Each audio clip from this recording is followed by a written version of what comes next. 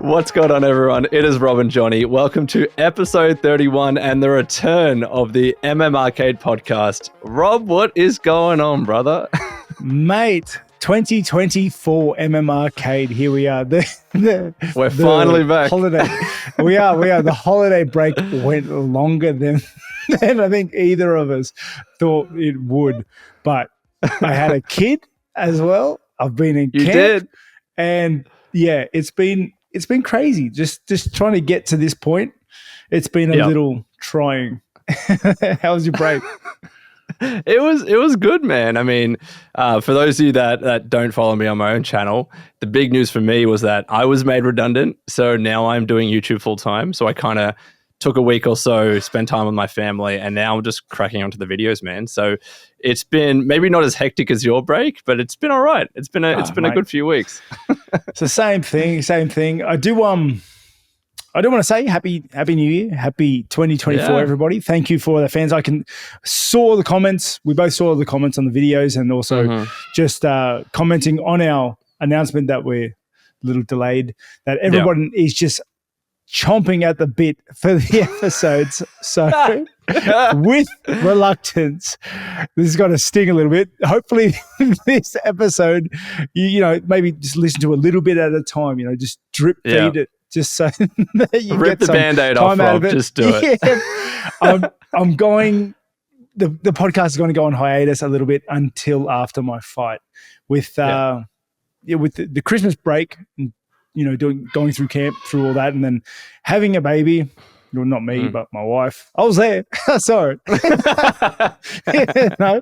And the changes that brings to the family, and then trying. Like still being in camp and hitting up sparring sessions around hospital visits, it was hard. It was very hard. That's kind of why every week Jonny would be hitting me up going, "Hey, how's everything? Is it settled? Do you want to hit an episode this week?" And I'd be like, "Bro, I just can't. I just can't swing it."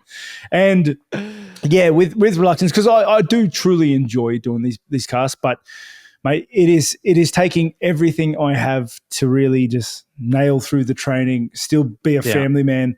And that's it. I've pushed back on a lot of other sponsor things that I can, other work and shows that I'm on, like the Fox Sports show that I'm regularly on. I had to push back on that a fair bit, just because everything is just really getting invested into, you know, putting all the pieces in place to fight Costa. 2 weeks now. It's only 2 weeks to the date. That's crazy, bro. That is insane. Yeah, it's so soon. 2 weeks.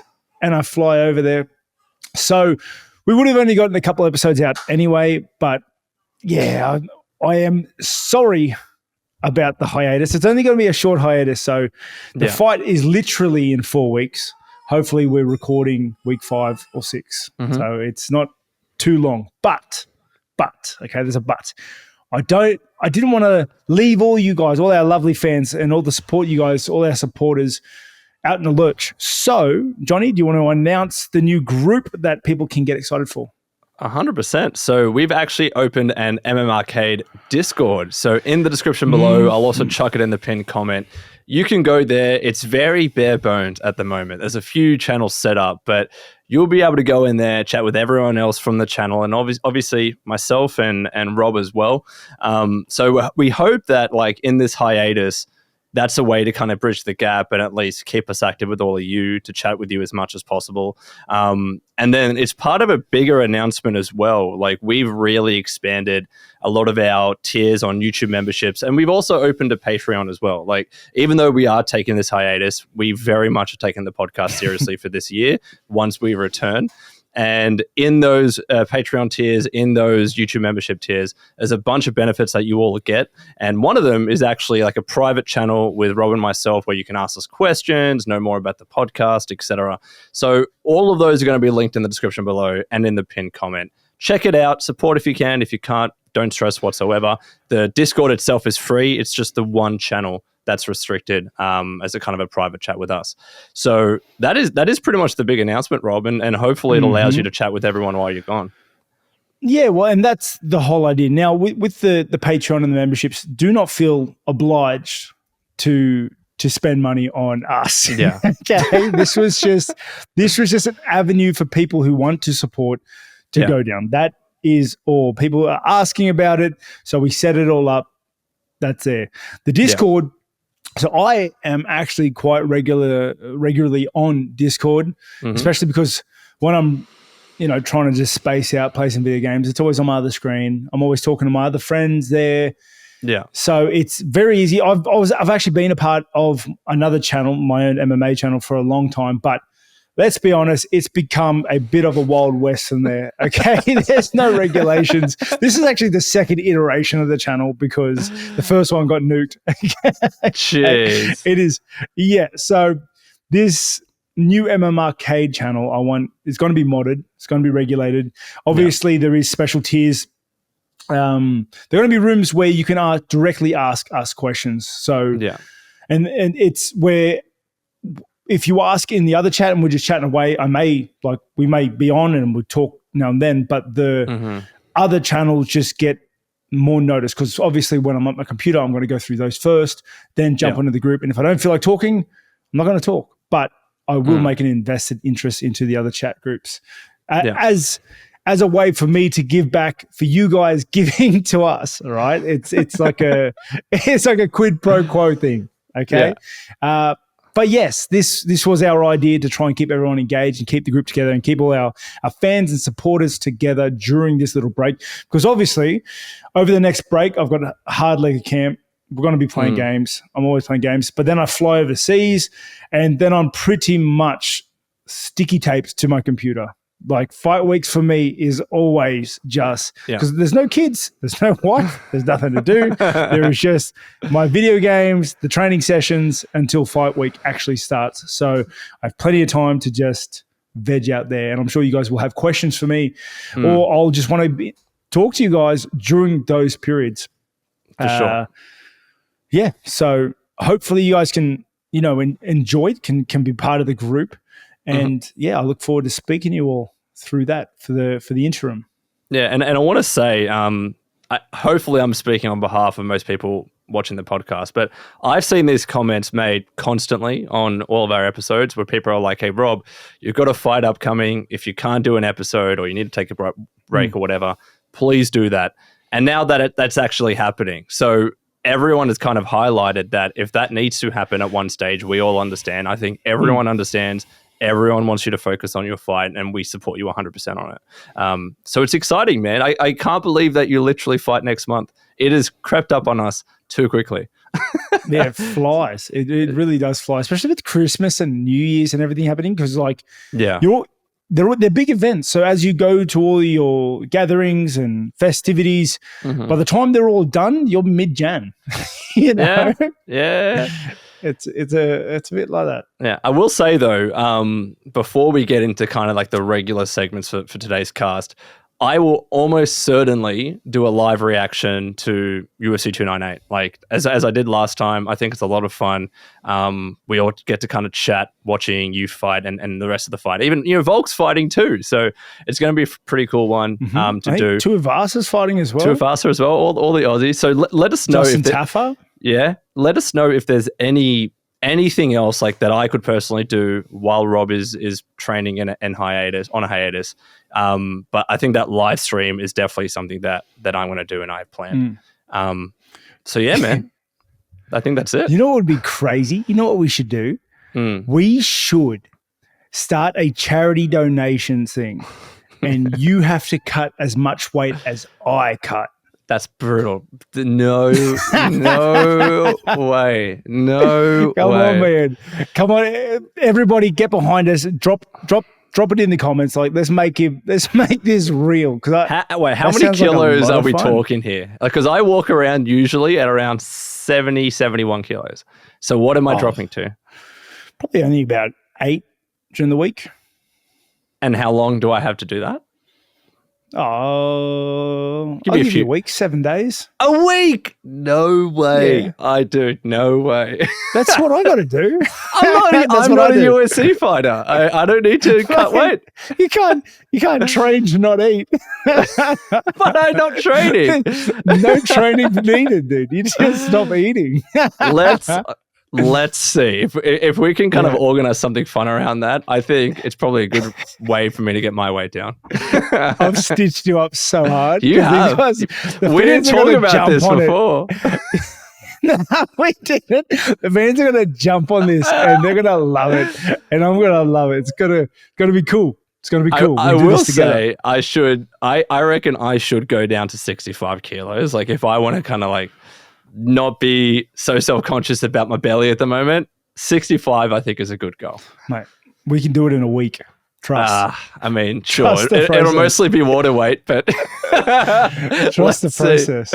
So let's get into the regular segments. This is episode 31. We are going to be talking, of course, about UFC stuff first, games, news, what we've been watching, playing, reading, and of course, viewer questions at the end.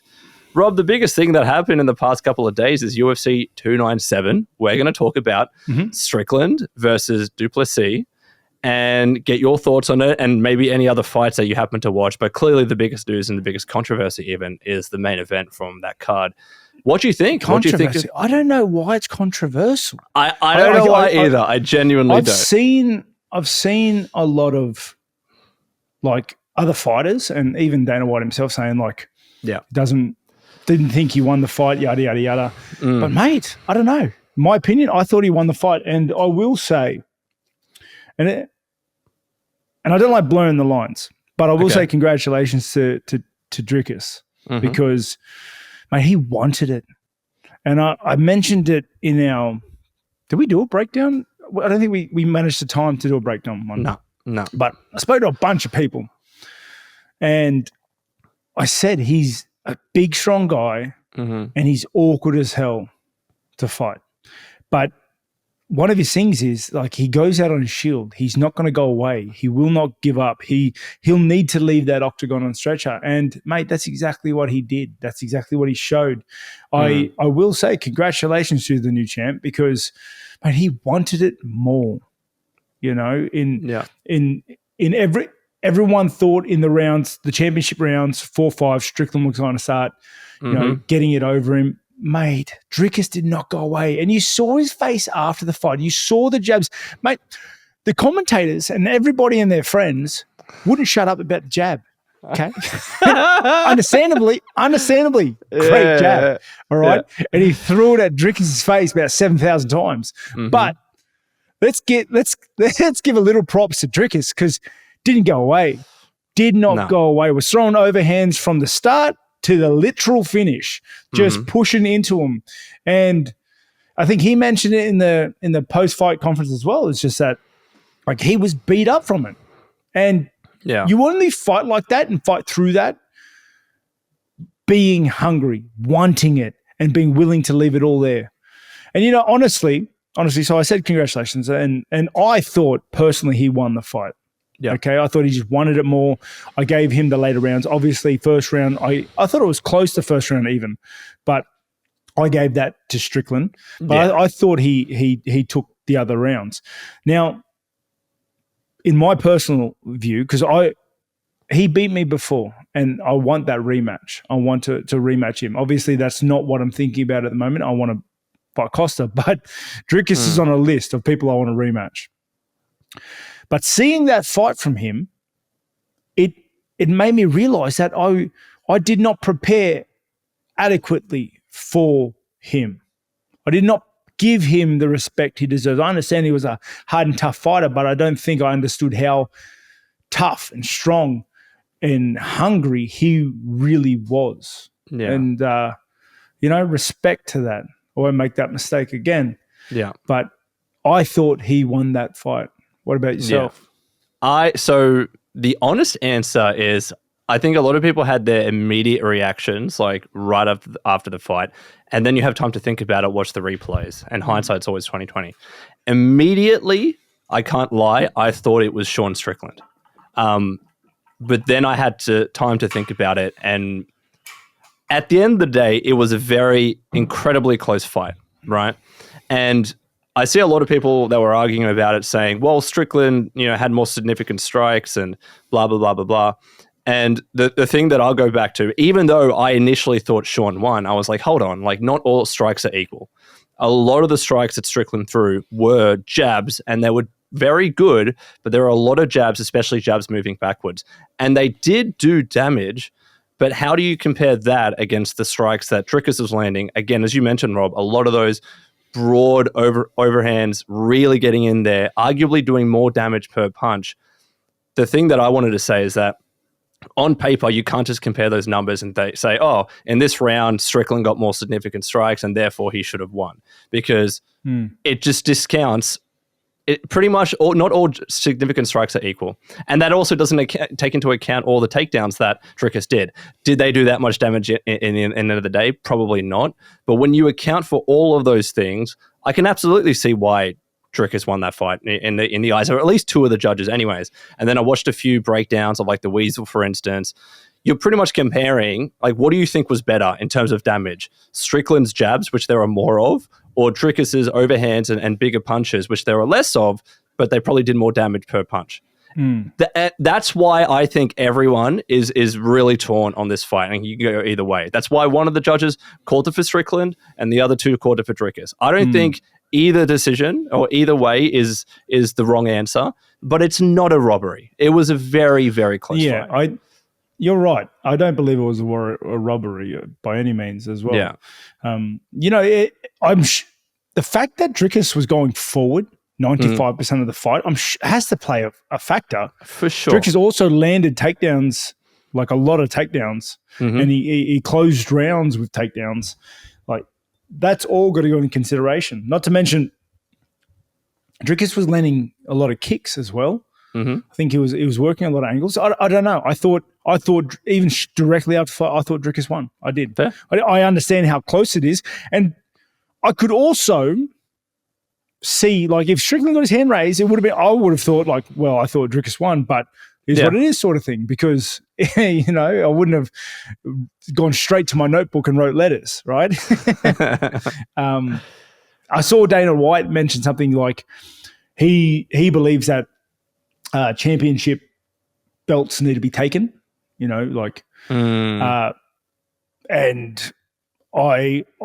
that's a hard concept to wrap your head around, because Sean kind of just beat Izzy on points too, right?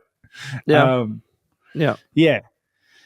That controversy was a weird one to me. Like, so I saw this big tweet and went viral of someone saying, it's not the exact words, but I thought that contenders need to take the championship away from the champion. They need to really beat them, and in those close fights, usually the judges go towards the champion.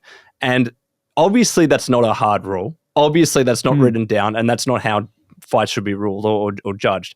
I think that's coming from a lot of fights in the past where you had it, for the title, and they've been very close. Oftentimes, I think we've even referenced this on the podcast, oftentimes you feel the judges do go towards the champion. And heck, I'll say it, in some of the fights that Izzy won when he was champion, barely scraped through, and some people thought, well, he only got the win because he was the champion at the time, and therefore, if you're the contender, you need to do much more than that to get the title away from them. I think that's where it's coming from, but clearly, like, that's not how fights should be ruled. Yeah, it's a very hard thing, because like you said, it's not written anywhere, and so it's kind of based on perspective. Yeah, and opinions. Gut feel. So just like a gut feel of how you feel at the moment, at the time. I was like that. I fought Izzy that second time, and I believe I beat him. But so do many people, bro. So do many. Yeah, but that's what I mean. Like, it's just is what it is. Like, it is what it is. It's a weird judging has always been this kind of voodoo-y, mystical place. Lick your finger, put it in the air. It can go any way. It can go crazy. But opinions, my opinions, I thought Dricus won. Yeah, that's right. I am, mate. He's tough, isn't he? He's awkward. He really is. Like, he was throwing overhands, left overhands, right overhands, from the start to the finish. He was throwing overhands, not even looking where he was throwing them. He was just barreling in. Am I right? And he was switching stances constantly. Spent as much time as southpaw as he did orthodox, which got to give him credit for because he did well in those stances. He had attacks. He landed head kicks on Strickland several times. It's he's such a big, strong, awkward guy to fight, but he can fight well. You have to give him that. And congratulations to the new champ. The thing that got me, I don't know, I didn't know what happened to Strickland when you compare that fight versus to, when he fought Izzy. It felt like he thought Dricus would gas himself out, especially after all those jabs. And then he thought maybe by the fourth round, I could really get on top of him. And then I actually thought that Dricus won the fourth as well. And then he realized in the fifth round, too late, crap, I've got to really give it to this guy. And that's why I gave Strickland the fifth round. Was he pacing himself too much? Was he relying too much on that jab? Like, did he think that those jabs were doing enough in the eyes of the judges? Because I didn't get that same sense of hunger from him until the first round, obviously he won. But until that last round, I didn't get the same sense of hunger that he had clearly for the entirety of that fight against Izzy. It was a night and day difference for me. Yeah, I think he struggled to get his feet under him because Dricus is such an awkward guy. The fact he was changing stance the entire time, pushing that pace the entire time, he was giving Strickland a lot of looks. He was using his legs. He was going for takedowns. He was throwing overhands. And obviously, he was throwing that overhand because of the way Strickland leans back over his shoulder. Yeah. So this fight style was very much catered towards Strickland. And I think him doing that for the entire 5 rounds, having that sort of that discipline to follow the game plan through for those rounds, mate, I just think Strickland found it really hard to get his feet under him. As someone who's fought Dricus, he is awkward to fight him there. He's just awkward. He's awkward. So it's hard to find your own footing because I think Strickland does very well when he's kind of dictating what's going on, when he's pressuring you, peppering you with the jab, making you very wary of the jab, keeping you on your toes with that, and then he kind of decides which way he wants to go after the fact. Yeah. But mate, he was getting pushed the entire fight. He's landing jabs. He was landing jabs. His jab's beautiful, and he was landing so many of them. Many of them. Dricus was just moving forward, mate. He was he was just relentless. Yeah, and if I was to oversimplify it, but it is those jabs, which there were more of, versus the harder punches, the overhands that Dricus was landing. And that's why I think this result was so controversial, because some people thought the jabs did more and other people thought the lower number or smaller number of overhand punches and harder punches did more. So either way, I don't think this is a robbery. I think it was a very close fight. What I will say, though, is why are people asking for an immediate rematch? Can we stop with this whole immediate rematch thing? He didn't have any title defenses. Izzy did not get an immediate rematch the second time around when he lost to Strickland. I really think regardless, unless it was a clear daylight robbery, like there was a groin shot that was missed, or it was kicked in the head and the referee missed it, or something like that, right? Unless it's a clear daylight robbery, there can't be an immediate rematch for someone that didn't have any title defenses, in my opinion. Definitely. It stalls the division for too long. I don't like rematches at all. I think you give rematches to dudes that have had 12 defenses. Yeah. And then they had like Nunes. They have that shocking loss and you're like, what happened? Yeah. And then run it back. She gets back because that was her off night. Yeah. But I think it's good for the division. We got a new champ now. We got new options, new contenders, new challengers. Things are moving again. It's good for the division. It's good for the division. Who could be next? There was a lot of talk about that, bro. If I was a betting man, I think they would probably get, especially because Dricus caught him out. If it was able to be done at UFC 300, Dricus versus Izzy, because they have a bit of bad blood. There's a history there. They've already got the standoff that they had in the middle of the ring. I think that's the obvious answer, and people have been saying that UFC 300 really needs that big title shot or title fight, and people aren't really feeling Bilal and Leon Edwards, at least a headline for UFC 300. This is a slam dunk if Dana can get it done. But then what does that leave for Strickland? Maybe Strickland fights Hamzat. I think that could be a good thing, because I don't think Hamzat should be anywhere near the title opportunity, at least for another 2 fights. UFC might disagree. So that would be my guess, my estimate. Yep, I agree with all that. Yeah. So were there any other fights that you wanted to chat about from UFC 297? I mainly focused on the main event. These fight cards make me antsy. Like I when these cards come up and there's like a big middleweight fight or a middleweight fight that I'm invested in, especially maybe it's because I'm in camp too. I'm antsy, dude. I can't sit down. I'm walking around the house pacing. Yeah. Like, I don't know, going for a swim, coming back out, seeing the fights. Like I just got to be moving, got to be doing stuff. So I guess. Yeah. I don't know why, but it just is. You know? No, that's fair. That's fair. I mean, overall, like I thought it was until the main event, it was a pretty average card. Especially the women's bantamweight fight. The fact that it ended with Bueno Silva on her back was just crazy to me. Like Pennington won, good on her. She was tough, but I thought the rest of the card was a little bit of a letdown in places, anyways. But regardless, let's move on to games news. And Rob, there is only one bit of games news that we need to talk about today, and that is taking the world by storm. Dude, this game is ridiculous. It is actually ridiculous. It is breaking like every record in the book. It has like over 1 million concurrent players on Steam. It sold 5 million copies in just a few days or its first week. Everyone's loving it, and it's not without controversy. You said that you bought it, but you haven't played it yet. What is your opinion on what is happening with Palworld? Oh, so I bought it today. Yeah. Like literally maybe 2 hours ago, just because I think I get FOMO with video games, eh? Like, I think if everyone's playing a certain game and they love it, like I get FOMO and I'm like, man, I have to see what it is, because like I bought it, but there's nothing really pulling me to play it. I've never really been massive into Pokemon. I've never really been massive into any sort of pet games. I don't like it when I'm not the main character. Like, yeah, fair. Like Ash Ketchum isn't the main character.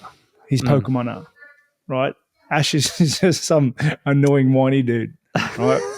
And that's a funny segue, because I guess that's the way the controversy comes with Palworld is like, there's 100 or so pals, I think they're called, and everyone's saying that it's a rip-off of Pokemon. A lot of the controversy with Palworld is coming from the fact that, let's be real, there are a lot of similarities with the pals or the Palworld monsters to actual Pokemon. Now, I've yet to see actual evidence, hard evidence, that these are straight up copies and Palworld's designer or developer really just straight out stole all of these Pokemon designs. There's been a lot of accusations that they used AI to kind of generate new designs based on Pokemon's designs.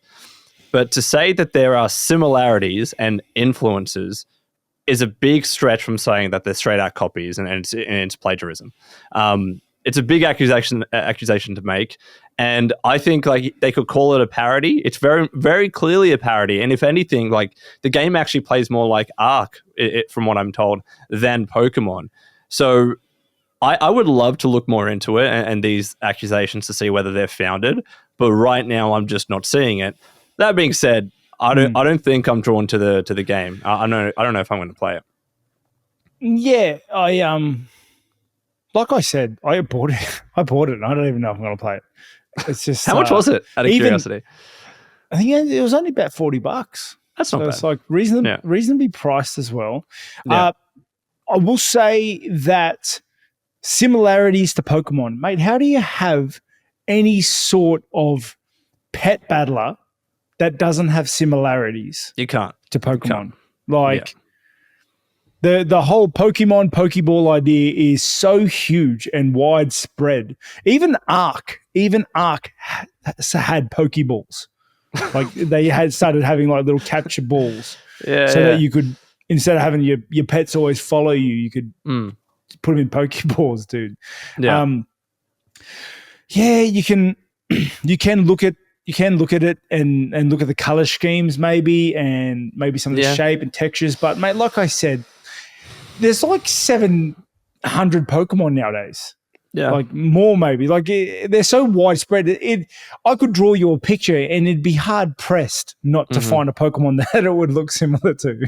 Yeah. And that's why copyright is so difficult to approach. I've read a lot of stuff over the past week. And for those of you that don't know, like this is what I used to do as a job. I used to be a lawyer in the games industry. Pretty much, if Nintendo or the Pokemon company were to try and bring a case against them, they would have to find straight out copying, because anything that's kind of similar, maybe if you squint and you can look at it and you can't tell the difference between the two, maybe that they will have a case there. But unless it's straight out copying and it's very blatant, then they're going to be very hard pressed, in my opinion, to bring a case against Palworld's developer. I don't see it happening. And there've been games, as you said, Rob, Arc, but Temtem is another one. Pokemon didn't really do anything against them. And going all the way back, like Pokemon didn't create the whole concept of battling monsters and capturing monsters. Like people have drawn the comparisons to Dragon Quest back in the day, and how maybe not as similar, but still some similarity in design and influence between those and actual Pokemon. And there's over 700 of them. That's why copyright, it can't be too stringent. Otherwise, there would be literally no way for anyone to make any game ever. Yeah. It would just be too hard. There's Digimon as well. I think Palworld actually may have closer similarities to Digimon. 100%. Yeah.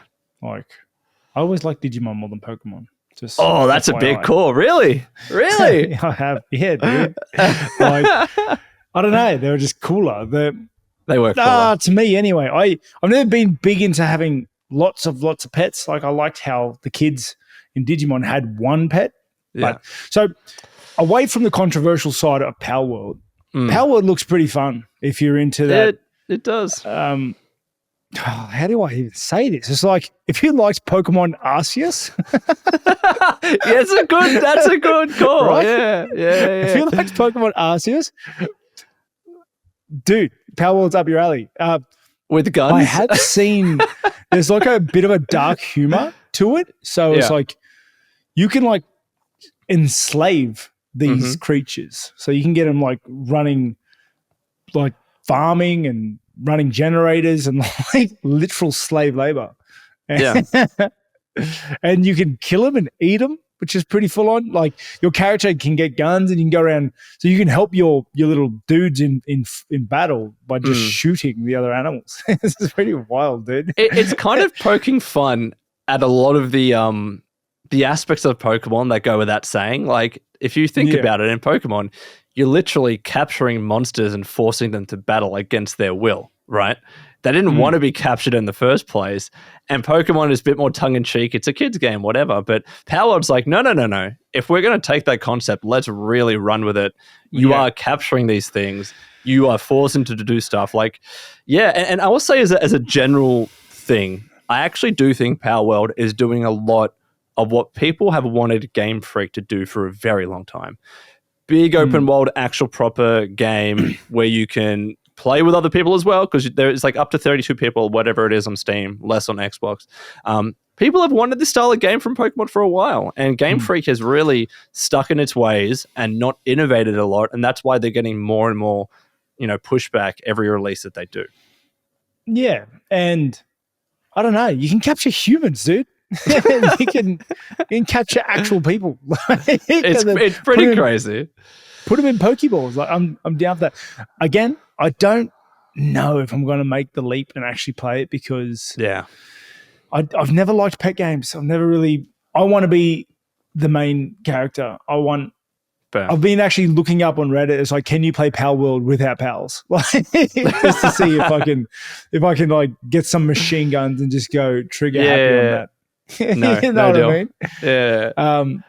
But I don't know. I bought it now, so I may switch it on. It may get refunded. We'll see. Yeah. We'll see. You know what's funny though? I did play, because this was made by Pocket Pair. I did play Craftopia, and I like still mucking around with Craftopia. Really? And everyone's saying that Craftopia was kind of like the jank testing grounds for Palworld, because Palworld's so smooth, but Craftopia is so jank sometimes. But I'm hoping they don't just abandon Craftopia because of that. But yeah, they Palworld, probably will, Rob. I'm just going to say. You This game has all the attention. You know what is making me want to play it though? Yeah. I want to jump in, build a little base, and start a guild. I want to start a guild with my friends, maybe our Discord members. Maybe I start a Discord guild, and we just go around rampaging, enslaving the entire world. You should play Palworld while you're over in camp because you said you have a lot of time to play games. That's actually not a bad shout. That's a bad shout. That's not a bad shout. Play some Palworld. Let me know, guys, if you guys would join my pal guild. Feels stupid saying it. We'll come up with a better name. Yeah, but that is all the games news. That was by far the biggest piece of news. So Rob, let's talk about what we've been watching, playing, and reading. It has been a few weeks. So what have you been getting up to? Anything new that you've been playing, watching, or reading? Okay, so watching wise, I finally did it. I rewatched season 1 of Goblin Slayer that I could watch season 2. And honestly, once you numb yourself to what the goblins do, it's not that bad of an anime. I think it's shocking at first because you don't really see that side of anime, just like Palworld and Pokemon, right? But but once you get past that part, it's few and far between those moments, and it's I don't know. It's almost like I feel like it's slower. It's slow. It's like a slice of life almost, dude. It just treats killing goblins like a day job.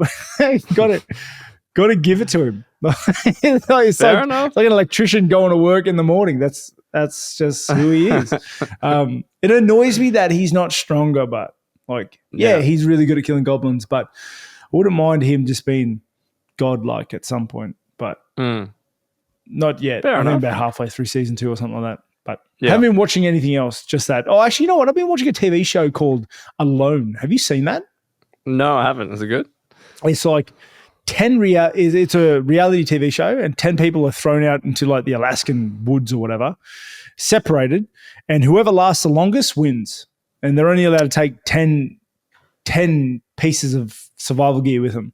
And apparently all these guys are survival experts. But dude, I swear to God, some of these people, man, are just Joe Blows. They're like me, they're just YouTube how to survive in Alaska.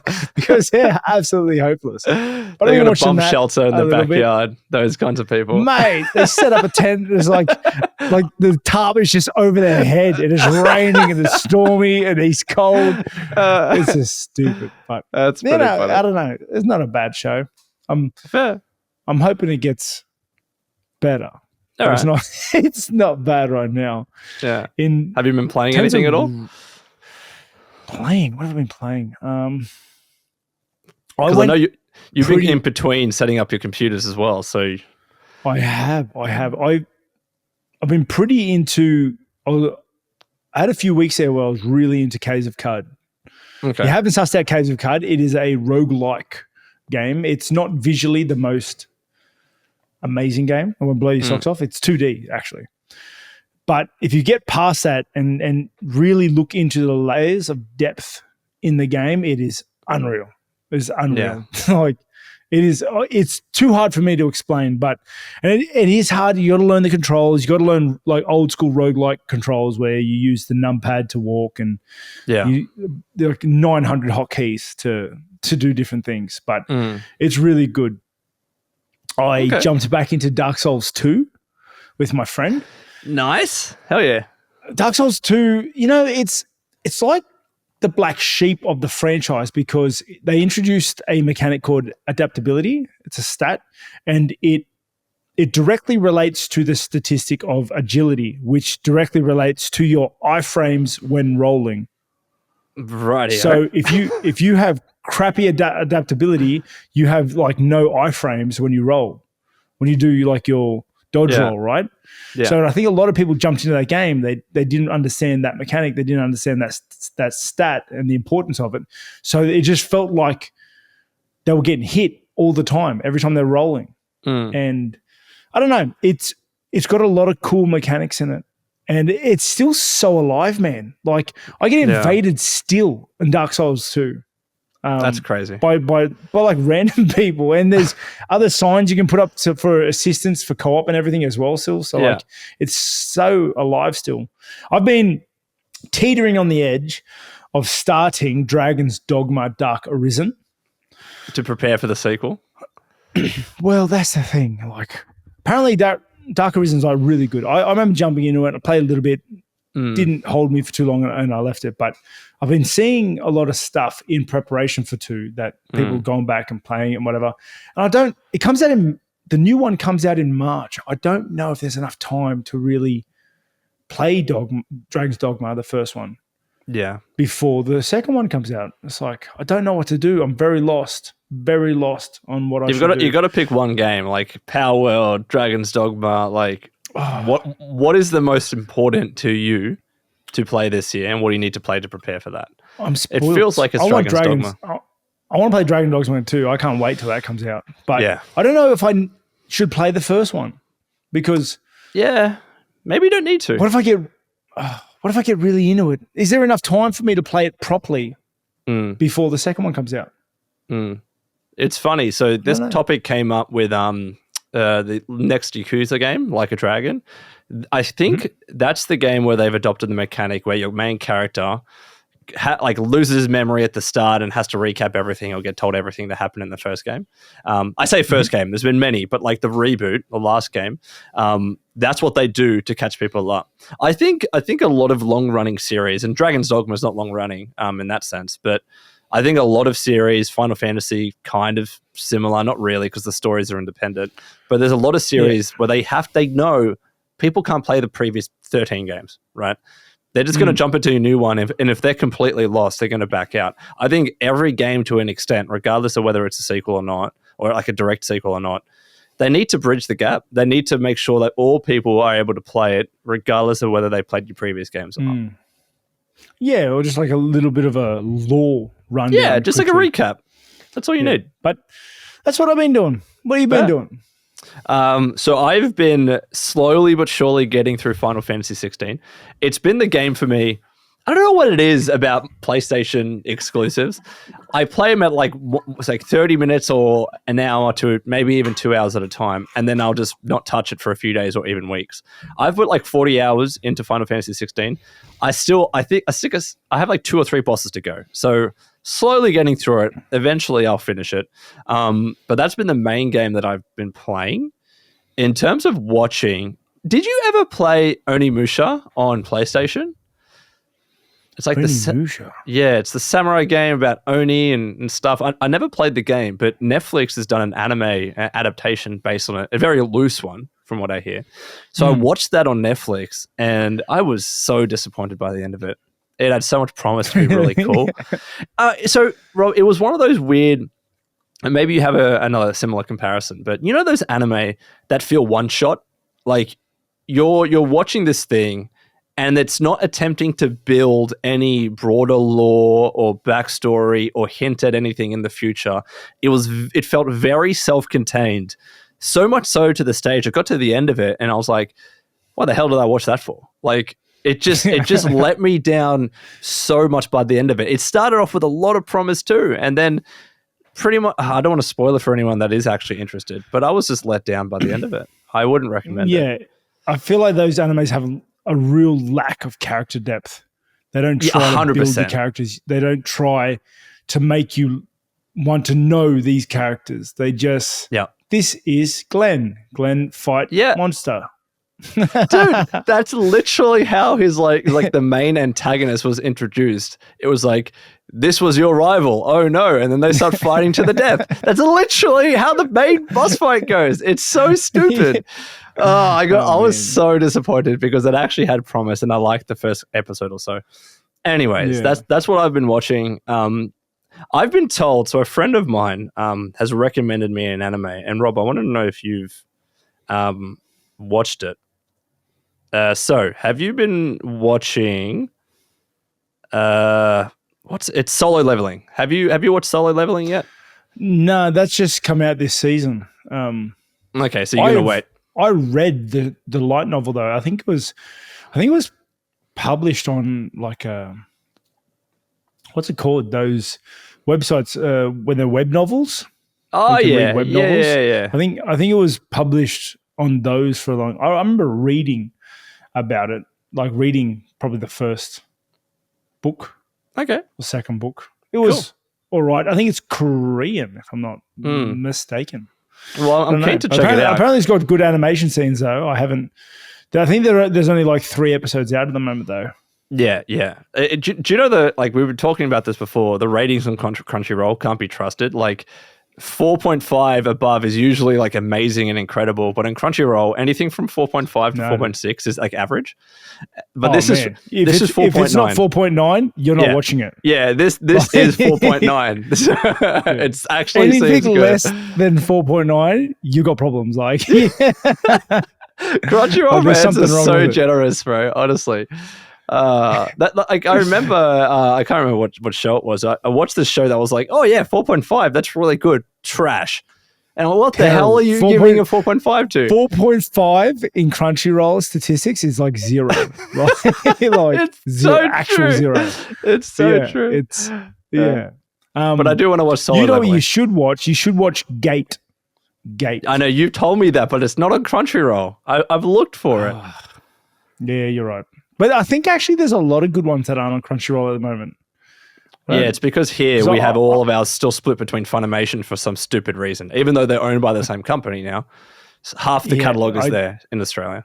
It's they've bloody hell. They've gotten me before. I was subscribed to both at one point. And can I say, yeah, whoever keeps hacking Crunchyroll, like, and what do you changing mean? my password, like my password in Crunchyroll gets changed every few months. Crunchyroll gets hacked like you would not believe. Really? Like you would not believe. Let me know, guys, if anyone of you have that problem. But me, like Crunchyroll, my account gets hacked consistently. And you know what? It happened one time and I didn't even care. I was like, well, you know what? We can share. But then he started unfavoriting my wish list. And I was like, who do you think you are to hack my account? And then I let you just keep rolling with it because you could have seen my history. Obviously, I'm still watching it. And then you start changing my watch list. That is just rude. That's hilarious, bro. These hackers have no manners. But bro, that has been it for me. So let's move on to the final segment. We do have your questions. As we've always mentioned, we've always built a list. We always make sure to cover as many of them as possible. So viewer kept questions from episode 30. Let's start off with a Huey19 says, question for you both. Other than anime, do you watch any movie/series? And if so, what are your faves? Rob? It's a hard question. Like, I don't, not so much anymore. Back in the day, like throughout my life, I've watched a lot of series, I believe. Some of my faves, like if we're talking like real series, some of my favorites would probably, I really got into Supernatural when I was younger. I got into House. House? Really? Yeah, dude. Yeah, man. Really liked that for some reason. Fair. I really got into the originals, which is, I think it's like the series after Vampire Diaries. Yeah. So I really got into that. I didn't start watching it, but my wife was watching it around me a lot, and then I just ended up getting hooked, and that was the OC. Like it was just on all the time, and eventually I just wanted to know what would happen, and I just kept getting closer and closer, and then I was just sitting next to her watching it. You know, it happens to the best of us. What's one I watched? What's one I watched lastly? I can't remember what it's called. It's like a creepy one where the dude's like a killer, but it's. I feel like it's called something. That's not narrowing it down. Myself. I Spy, I See. Oh, I think I know what you're talking about. It's the dude from Gossip Girl. What's his name? You. It is you. You know what it's called? I like you. Right. But it kind of went off the rails a little bit. Up the fourth. Oh, don't do that. No. Dude, the fourth was so departed from the rest of the series that it felt like I was watching episode 1. Yeah, no, but the problem is like you miss a lot of the nuance and why, like what happened in season 4. He's the way he's like that because of all the previous seasons. Yeah, all the crap that happened. There's that many bloody flashbacks in it. I worked it out. But the first season's so good. Like, you need to rewatch it. In terms of movies, like I like a lot of the Marvel movies, as long as the superhero's cool. Yeah. So pretty much it's the Hulk and Iron Man, right? Yeah. I don't know. I don't want to go through every movie I like, but fair. I don't know. Well, look, your turn. I'll give just like one or two from each category. So TV series, one that my wife and I always go back to is Scrubs. Scrubs, we rewatch once a year because it's one of those shows where you can just have on in the background and not think about it. Scroll your phone because you've watched everything, you know all the jokes. It's such comfort food watching. So Scrubs for sure. But in terms of movies, John Wick. I'm rewatching John Wick for like the fourth or fifth time. Bro, it's so good. I love John Wick so much. Good. Now, come on, Rob. It is. It really is. Nah, dude, it's not that good. It is. It's cringy at times and it doesn't make sense, but it's fun. It's fun. I reckon the comment section will disagree with you. I think there is a cohort that vigorously supports John Wick. It's a cult classic. He's got a cult following, but I don't think it's a good movie. Not just because of Keanu. It is partly Keanu, but just, I don't know, just the series around it, the lore. I love it. I love John Wick. So that would be my shout for movies. Next question is from Connor Fowler. Says, question for Rob. With your new habit of going to the bathroom while recording, have you ever needed to go to the bathroom during a fight? No, I haven't. But like leading up to a fight, I get obviously a lot of pressure and I get really nervous. So I'm like nervous going bathroom a lot. Fair. Like in lead up. And then generally I'm good by the time I walk out. Next question is from Bruno Barbosa 4457. Oh wait. Before we go on, can I also elaborate on like why I have to go bathroom all the time? I was trying to save you from that. All right, go on. No, it's because we record these late in the like at the beginning of the night, and I've done my sessions throughout the day, and I am so dehydrated that I just spend the rest of the night drinking water, drinking salts, drinking electrolytes constantly. You've seen me drink heaps already today. Like I have to keep drinking water to try and hydrate before I go to bed. Yeah. So, yeah. Don't you need to get up and pee then, like constantly before bed, like during the night? I don't know how you do it. At least once. I hate it. I hate getting up to pee. That's the worst thing in the world. It is what it is. It is what it is. Fair. Next question is from Bruno Barbosa. Question for both of you. If you had to pick one martial art to do for eternity, what would it be? And MMA does not count. Wing Chun. Wing Chun, really? Yeah, dude. Yeah, Kung Fu. Let's just... Because I feel like you could do that young, you could do that super old. If I had to do it forever, I feel like there'd be some really good enlightenment doing it. Fair. That's fair. I would say for me, it's karate. And it's because I train with my dad. It's like, you know, it's nostalgic for me. I could go back to karate whenever, pick it up, and I'll love it again. So it would definitely be that for me. Next question is Blob the Bloob. Question for Rob. What's the difference in preparation for a fight that takes place close to home, Australia, as opposed to fighting somewhere further away? Generally, not much. It's usually just like the last 2 weeks at the camp. So if it's in the States, like next fight, I leave 10 days early. If it's not, don't need to leave. That's pretty much it. Because and during those last 2 weeks, that's when you're trying to adjust for the fight time. So I think it's got to be at night time. There's a pay-per-view card, so this means like last fight will probably be around midnight sometimes. So that means the sessions are going to have to start later in the day. Going to have to try and sleep in during the morning. It just takes a little adjusting. It's just the last 2 weeks. Can I ask you? I don't know how many times that you've fought at altitude. How much of a factor does that make for those of us? Never fought at altitude. So never. You've never fought at altitude. Yeah. Can't comment on it. Wow. Okay. I thought you had at least one in there. Fair enough. Because like you I always don't hear know. about it and how hard it is and how it affects people's cardio. So I've always wanted to know the process into I've it. trained at altitude though. So How hard is it? It's different. Yeah, it is different. You just gas faster. Yeah.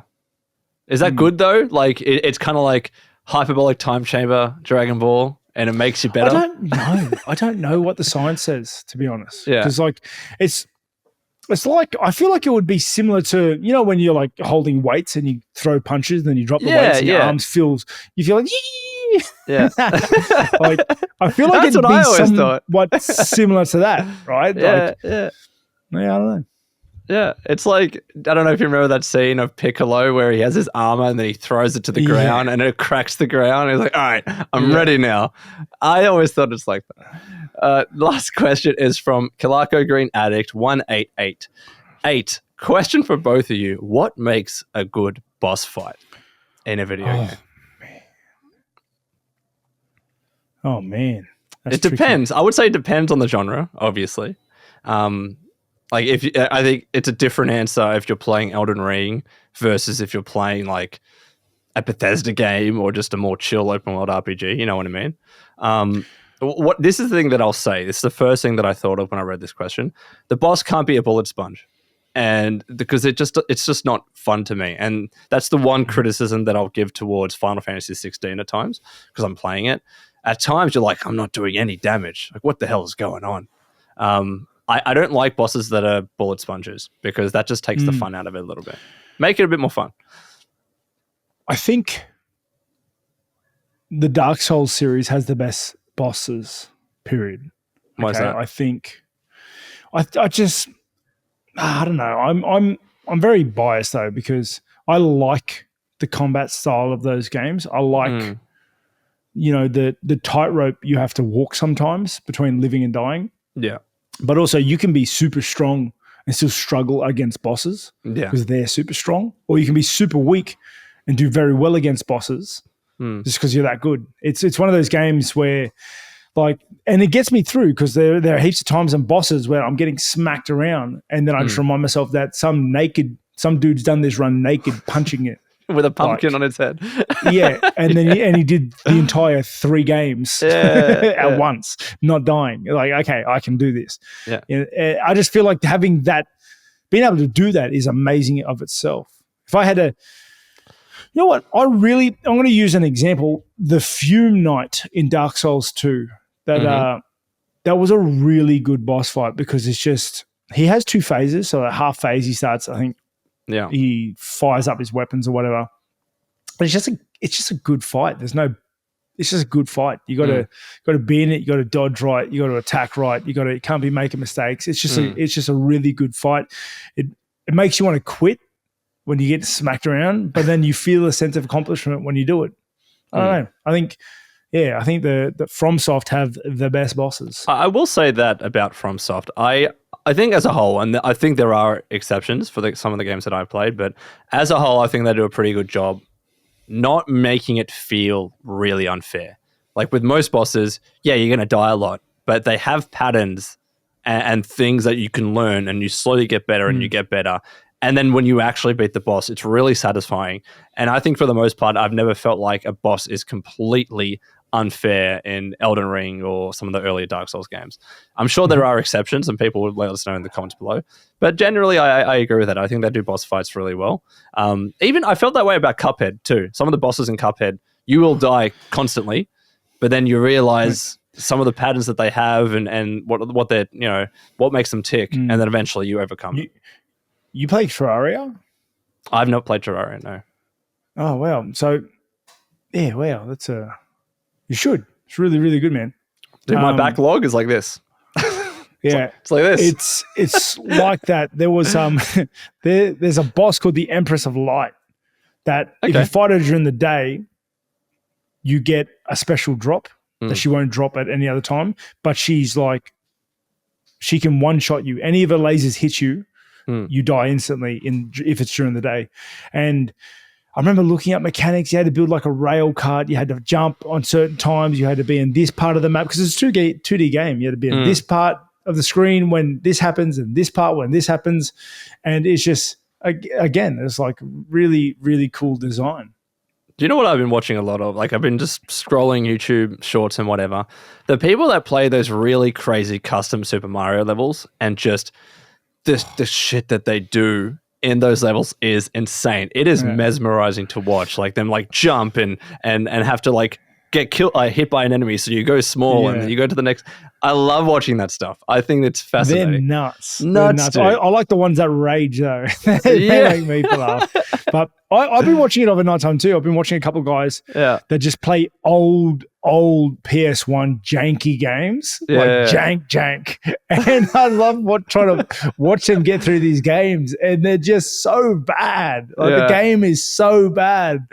I don't know. I enjoy watching it. Do you know what game that's old, which I loved at the time, that has not aged well at all? Have you played Super Mario 64? Like classic on the Nintendo 64?